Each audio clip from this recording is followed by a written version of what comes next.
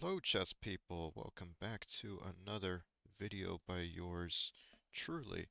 Now, before we get into today's topic, um, I would like to say that we are now over 50 subscribers on our channel, and I would like to say thank you for your support. And hopefully, we will continue to grow at a nice, steady pace, that like we have been. So thank you very much. And so today's video, um, we are going to talk about openings and if they do or do not matter. Um, and the answer, I believe, is both, because there's good arguments for both sides that I subscribe to. Quite a few on quite a few arguments on both sides of the of the of the argument. So I'll go into why, um, maybe three reasons, two or three reasons why they do matter, and two or three reasons why they don't matter, and then we'll bring it all together for our conclusion.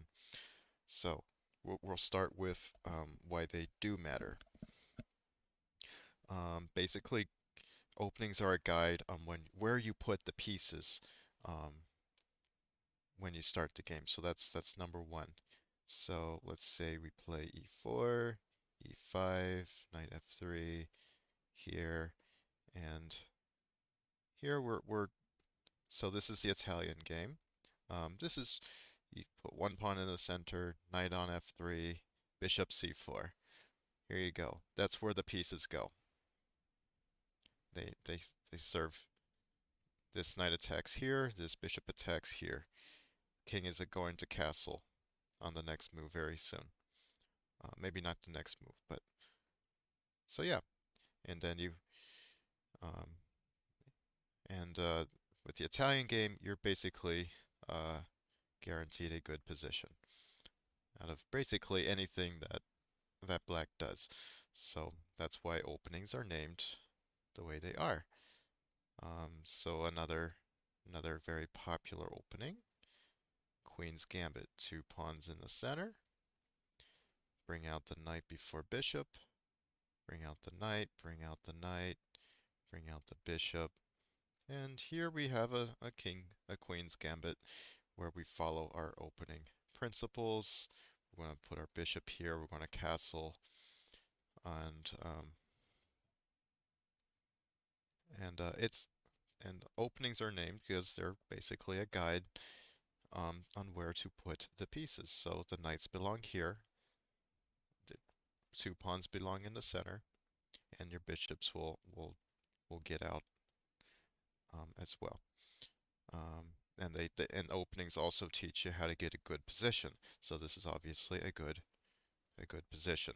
Uh, your opening is going very well if you attain this position or this position. Uh, and uh, and openings are also number three, are great for understanding plans and the flow of the game. So let's go back to our Queen's Gambit. Um, Black castles, and basically the plan for white is to attack the center. Um, let's not play e3. Let's play this. It's the plan for white is to attack the center while putting pressure on black's defenders of this square. So black will often defend this way, or defend this way and allow this capture. Um, so theory is basically what comes out of those principles. All right, so let's go into a couple reasons why they may not matter so much. So let's say on Chessable you got a really cool e4, e5 uh, repertoire from a great grandmaster who does all this explaining and is really cool. He's really excited, and you get into a game, you start out e4, and then your opponent just plays beep.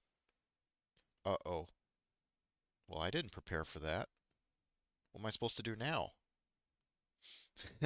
Suddenly, your E5, your E4, E5 course doesn't really matter anymore because your opponent played a different opening. Uh, so really, how much good is your opening prep when your opponent deviates on move one? Or let's say your opponent is a good sport and plays E5 like your opening uh, says you should do, and then your opponent plays this, move two. Move two, they've already gone off the chessable course. What are you supposed to do? Or they play this, and you have to learn how to punish this. Suddenly, you may not know how to punish this. How to punish this is knight e5, by the way, and this, and yeah, black is completely shot here. That's how you punish that one. Just in case you folks didn't know.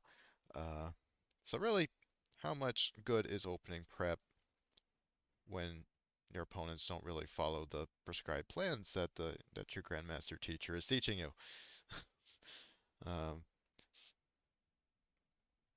so so if you're just starting to learn openings and someone plays this, uh-oh, what do we do now?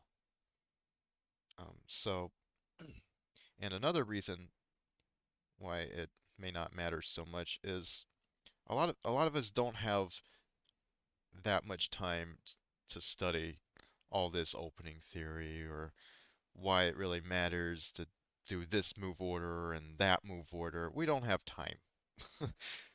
um, because chess is played in all phases of the game. So as chess players, um, we have to pay attention to all phases of the game. That means we should learn our basic checkmates. We should do puzzles every day. We should learn how to, you know, play rook end games accurately, being active with your rook and then placing your king in the center so he dominates, stuff like that. Um, um, so basically, if we have only an hour to study and an hour to play, um, we could do 20 minutes on openings, 20 minutes on tactics and middle game imbalances and middle game plans, and then 20 minutes on endings, and that would be a fine study plan to start, and then you can build from there. And and then even as intermediate players, we should definitely just be following principles, not openings. Um, So basically, knights before bishops. I mean, even if you knew no openings, this would be a perfectly valid way to play. And knights before bishops, you're about to castle, you have a pawn in the center, and you would be fine. Um, there's and then here you have a game.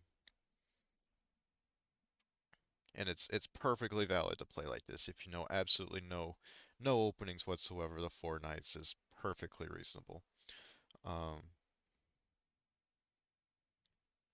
so Um, or if you like to play d4 openings, you're still putting two pawns in the center.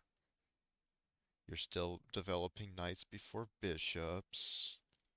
You're still I mean, you're still doing the same things, and you're attacking the center. You're putting pressure on pieces. You're developing pieces. You're castling. I mean, it's the same stuff. That's what that's all that openings are. They're plans. It's where you put the pieces. So I don't think openings are a bad thing to study. I believe that you should not study them excessively or obsessively.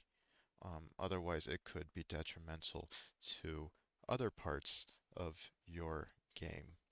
But in conclusion, openings matter more the farther up the rating ladder you go. Number two, don't memorize moves for the sake of memorizing moves. Learn what the moves do, write it down. Um,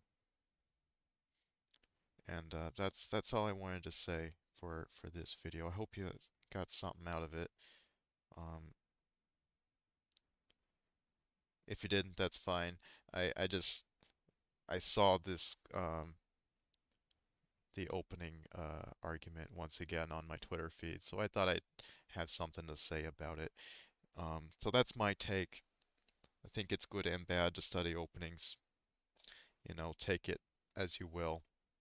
Study hard, improve, play a lot of chess. That's the only way that you're going to figure out figure out our way through chess. But hope you enjoyed the video, and I will see you guys in the next one. Take care.